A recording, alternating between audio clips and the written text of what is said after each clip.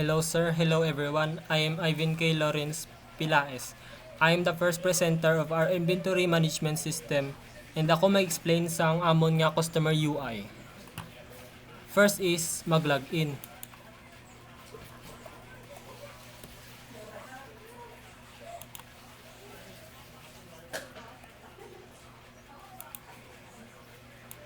And then after sinais, meron kaming 5 na interface sa customer UI namin. Dito natin makikita. To. Then in shop items, you can also add, clear, and check out items. Then you can also search if ang kailangan mo na product is nasa system. Once order check out, makikita natin ito sa my order. So, pwede tayo makasearch ng mga product natin. Kunyari, wireless.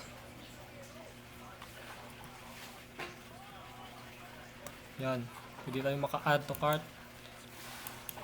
And pwede natin siya ma-clear at ma-check out. Check out natin. Ito.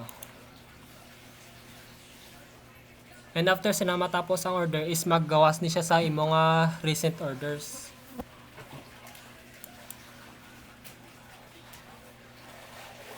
And then pwede ka na maghatag sang feedback.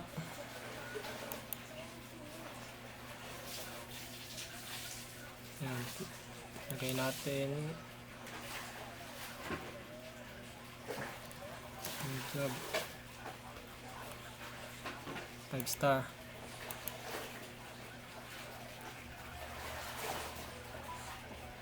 And dito naman sa profile is pwede naman natin i-edit profile para ibahin ng yung password. Yan. Current password, new password.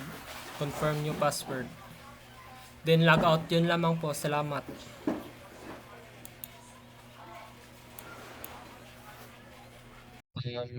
Hello everyone. Hello sir. I'm J. Mark Magbanwa. I'm the second presenter of our inventory management system. So the purpose of this inventory management system is to provide a complete e-commerce solution that allows business to sell products online while managing their inventory efficiently. It serves two main purposes. First, it gives customer a user-friendly platform, improves products, add items to their cart, place orders, and track their purchases. Second, it provides administrators with their powerful tools to manage their business operations, including inventory control, sales tracking, customer management, and business analytics through sales reports. By combining these features, the system helps business streamline their operations, improve customer experience, and make data-driven decision based on sales performance and customer feedback. So, i-demo ko sa inyo kung paano gumagana 'tong system namin, sir. So, I'm explaining the admin side. So, let's open the admin account. Oh, right. So, this is the admin dashboard. So, we have seven interfaces, which is inventory, sent orders, all orders, customers, sales report, and customer feedback. So, in the dashboard, so we can see in the dashboard, we have total orders is 19. Sales overview, total sales is $16,000. So we have order overview. So top customers. So here is our top customers. So we have most buy products. So here's the ranking of most buy products. So the first is wireless mouse, which is 12 sold. Now let's go in inventory. So sa inventory naman, meron tayong total stock of 557 units in inventory. Total items, 12 product types. So inventory value natin is $3,000 total worth. So sa inventory management, pwede tayong mag-add ng a new item. So enter first name, category, quantity, price, description, and pwede ang image.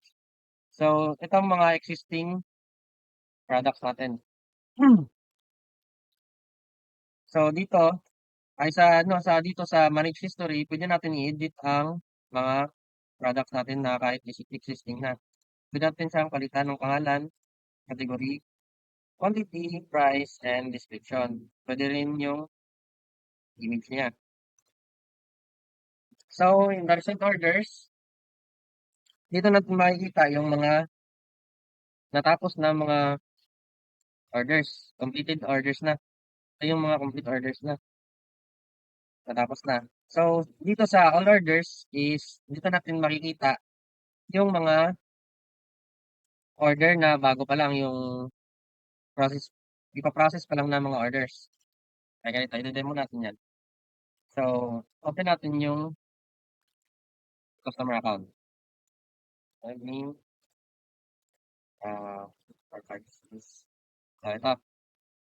Ito yung customer account. So, dito mag-order tayo. Let's say, order natin to. So, check out. So, dito. Na-demo naman ko sa inyo yung merong first presenter na nag-demo nito. Na-demo na ng first presenter yung customer side. So, sa akin lang yung admin side. So, view details. Ito yung order ng customer. So, dito, makikita natin yan sa all orders. Ano yung order ni Kevin is pending. Kailangan natin siyang i-accept. I-accept natin siya. So, pag na-accept na natin siya, dito, nakalagay processing na. Processing. So, pag i-complete natin to, pag dito, mawawala to siya. Kasi complete na. So, malalagay ito siya sa the sent orders. Ano siya? Date, March 22. Ito na siya. So, dito naman sa customers, meron tayong mga existing accounts. Which is, mga users. Pwede natin silang ma-edit. So, ang ma-edit lang natin dito is username, email, password. Kasi dun sa sa customer is yung mga password. So, sa sales report naman, meron tayong sales summary. So, today is, meron tayong 3,000, this week 19, this month 19, this year 19. So, sales report table. Dito natin makita yung lahat ng mga sales na mga nagawa sa today, this week, this month, or this year. So, pwede natin to siya i-print. So, mag-select lang tayo dito ng periods. Pwede tayo mag-select ng today's sales, this week sales, this month, and this year. Yan. Pwede natin siyang i-print. Para meron tayong record. So, last is the customer feedback. So, in the customer feedback, meron tayong 7 feedback, 4/4, 4-star review, 0 star. So, ito yung na feedback na ginawang feedback ng last reporter, yung presenter na first presenter. So, dito natin makikita yung mga feedback ng mga customer about sa ating system and sa kanilang products na receive. So, that's all. Again, thank you, everyone. That's all, everyone. Thank you. Hello everyone and hello sir. My name is Kevin Kirk El Jajo. I am the third presenter of our inventory system project, and I will walk through you our front end and back end integration as well as our systems problem solve. So, papakita ko po or i-explain ko kung ano po yung nasosolve din na problema. So, first, try natin dito sa admin. And then, try din natin sa users. So, dito po, makikita po natin na 13 stock available. So, kung mag-add to cart ako done, and then, try natin na mag-check out. So, 13 po So, 13 pa rin po dito. Yan po, sana po yun. Ayun, yung iPhone 14 Pro Max. So, nakikita po, 13, and then, once po na, sana yung admin. So, once po na pupunta po dito yung orders, and then accept, and then complete, and then, dito po sa customer sa sales reports, makikita po yan siya dyan kung ano po yung nabibili. Ay, sana yun? Ayun. So, ito po, completed. So, expected, ayun. So, gumagana siya. So, nag-12 na lang yung stock. And then, nakikita po din dito sa reports, yun, completed.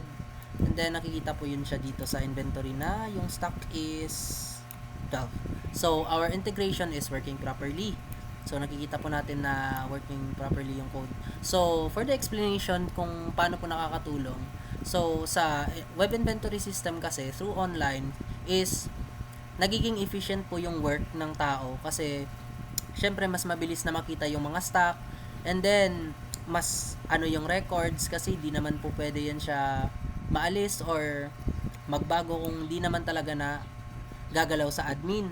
So, gumagalaw din yun siya kasi mas real-time updates po siya and automated record yung ginagamit ng system natin. So, yan po talaga yung natutulong ng inventory system. Our stocks, efficient handling, and syempre po, is reports kung makikita kung sino talaga yung ano. Kasi kung manual, sobrang tagal talaga, time consuming. So, yun lamang po, everyone and sir. So, thank you for, and that's my report for our front end and back end integration as well as our problem solve.